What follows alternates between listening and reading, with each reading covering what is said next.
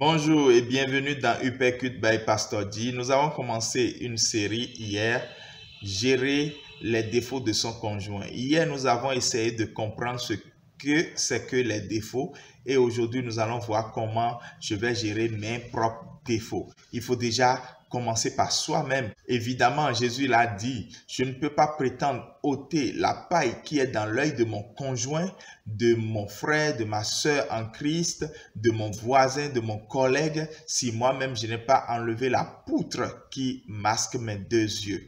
Ce serait de l'hypocrisie.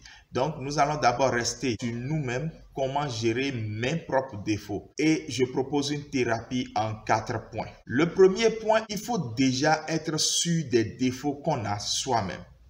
Vous ne pouvez pas gérer une chose qui est comme un fantôme dans votre vie, qui est illusoire. C'est pour ça que la thérapie d'aujourd'hui vous amène à identifier le défaut ou les défauts que vous voulez gérer. Et pour cela, vous pouvez prendre une feuille et essayer de dire, moi-même je remarque qu'il y a telle difficulté relationnelle en moi, il y a telle attitude en moi qui ne m'aide pas, qui n'aide pas ma relation avec Dieu, qui n'aide pas ma relation avec mon prochain. Et lorsque l'on finit avec ça, on s'en va faire un audit social. Un audit social, même Jésus l'a fait. Un jour, il a rassemblé ses disciples dans Jean chapitre 6 et il leur a dit, qu'est-ce que les gens disent que je suis? L'audit social commence toujours avec un échantillon de personnes qui sont plus ou moins éloignées de vous, mais qui vous connaissent. Donc, vous les choisissez, disons, 5 environ. Et vous leur dites, je veux votre coup de main parce que je veux devenir la meilleure version de moi-même telle que Dieu l'a voulu. Et je veux que vous me dites la vérité sur moi, sur les défauts que vous avez remarqués. Je n'essaierai pas je veux juste vous écouter. Ils vous diront ce qu'ils pensent de vous. Les disciples avaient dit à Jésus, ces gens-là disent que tu es ceci, ceci ou cela. Et c'est de loin ce que Jésus était. Et puis après, faites l'audit social des personnes qui sont très proches de vous, des personnes qui habitent la même maison que vous.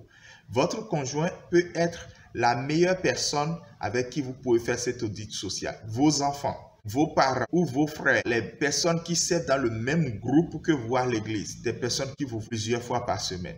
Et vous leur dites, qu'est-ce que j'ai comme défaut? Avec toujours la même assurance que vous leur donnez, je ne vais pas faire de réplique, je ne vais pas vous tenir rancune, dites-moi la vérité, aidez-moi à devenir la meilleure version de moi-même telle que prévue par Dieu. Et là, ça porte encore plus.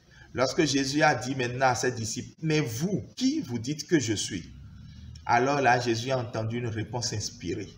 Il a entendu Pierre lui dire quelque chose d'inspiré et de direct. Le deuxième point de la thérapie, si nous voulons vraiment gérer nos défauts, c'est la nouvelle naissance. Il faut forcément que nous disons non à cette nature pécheresse à laquelle est attaché les défauts. Nous l'avons vu hier, les défauts, c'est forcément les œuvres de la chair. Que nous les ayons entretenus intentionnellement ou qu'à un moment donné, ces défauts-là aient pris le dessus sur nous ou que ces défauts-là soient des liens spirituels, c'est d'une manière ou d'une autre lié à la nature pécheresse de l'homme livré à lui-même. Il faut donc changer de nature, changer de statut et naître de nouveau. Si vous ne savez pas ce que c'est que naître de nouveau, écrivez-moi et nous allons vous expliquer comment nous sommes nés pour aller à la perdition à cause de nos péchés et comment Jésus a payé le prix à notre place pour que nous n'ayons pas à la perdition et à la condamnation et qui nous ouvre le chemin de l'éternité auprès de Dieu et de la vie abondante maintenant que nous sommes sur la terre. Le troisième point de la thérapie, c'est de laisser la parole de Dieu vous laver. Ceci nous permet de porter nos défauts à la croix. Il s'agit de dire, si je vis, ce n'est plus moi qui vis, c'est Jésus qui vit en moi. Il s'agit de reconnaître que maintenant j'ai pris une décision de suivre Jésus et je dois intentionnellement dire tel défaut doit disparaître de ma vie. Et le dernier point de la thérapie, c'est de trouver un accompagnement aux besoins d'une personne de même sexe que vous et forcément spirituellement plus mature que vous, pas un copain ou une camarade qui pourra vous accompagner et vous donner réellement des ressources de guérison. Parce que vous avez tellement traîné un défaut, quoi que vous ayez déjà eu la victoire sur ce défaut, Satan viendra toujours vous faire croire que vous devez tomber à nouveau dans ce défaut.